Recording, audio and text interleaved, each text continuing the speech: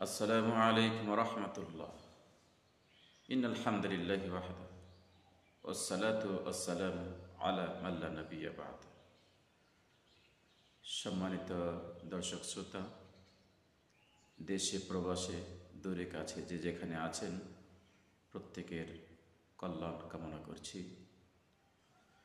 জান্নাত প্রসঙ্গে একটি হাদিস আপনাদের মাঝে পেশ করব।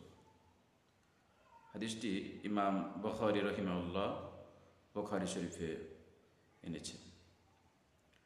বিশিষ্ট সাহাবী আবু হুরায়রা রাদিয়াল্লাহু তাআলা আনহু থেকে বর্ণিত, তিনি বলেন, রাসূলুল্লাহ সাল্লাল্লাহু আলাইহি ওয়াসাল্লাম বলেছেন, আল্লাহ তাআলা বলেন, আ'দাতু লিইবাদিয়াস সালিহিনা মা লা আইনুন রাআত ওয়ালা উযুনুন সামিআত ওয়ালা খাতারা আলা কলবি বাশার। রাওয়াহুল বুখারী। বিশিষ্ট সাহাবী আবু হুরায়রা রাদিয়াল্লাহু তাআলা আনহু থেকে বর্ণিত, তিনি বলেন, নবী করিম সাল্লাল্লাহু আলাইহি ওয়াসাল্লাম বলেন, নবী করিম সাল্লাল্লাহু আলাইহি ওয়াসাল্লাম বলেন, আল্লাহ তাআলা বলেছেন, আ'দাতু লিইবাদিয়াস সালিহিনা মা লা আইনুন রাআত।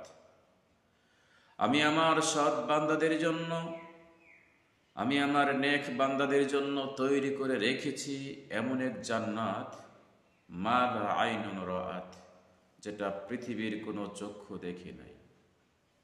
আদম আলাইহিস সালাতু ওয়াস সালাম থেকে শুরু করে কিয়ামত পর্যন্ত যত মানুষ আসবে এবং এসেছে, তারা কত কিছু দেখেছে এবং দেখবে। জান্নাত তার ব্যতিক্রম এক আবিষ্কার, যেটা আল্লাহ তাআলা বলেন। দ্বিতীয় বাক্যে আল্লাহ তাআলা বলেন, ওয়ালা উযুনুন সামিআত। জান্নাতের ভিতরে যে নিয়ামত, বিশেষ করে গান বাজনা শ্রবণ করা যাবে, গান বাজনা শোনা যাবে, সেটা পৃথিবীর কোনো কান কোনোদিন শ্রবণ করে নাই। পৃথিবীতে মানুষ কত কিছু শ্রবণ করেছে, শুনেছে। জান্নাতের নিয়ামত, জান্নাতের গান বাজনা এমন এক আবিষ্কার, যেটা পৃথিবীর মানুষ কোনোদিন কানে শ্রবণ করে নাই।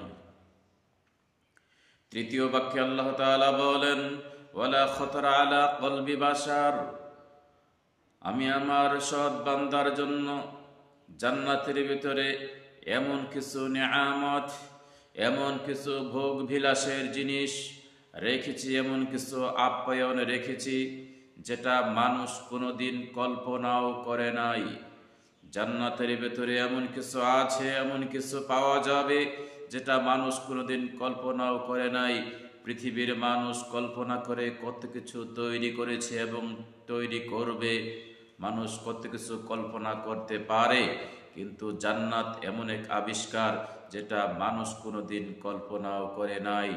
জান্নাতের নিয়ামত, জান্নাতের সুখ শান্তি এমন হবে, যেটা মানুষ কোনোদিন কল্পনাও করে নাই।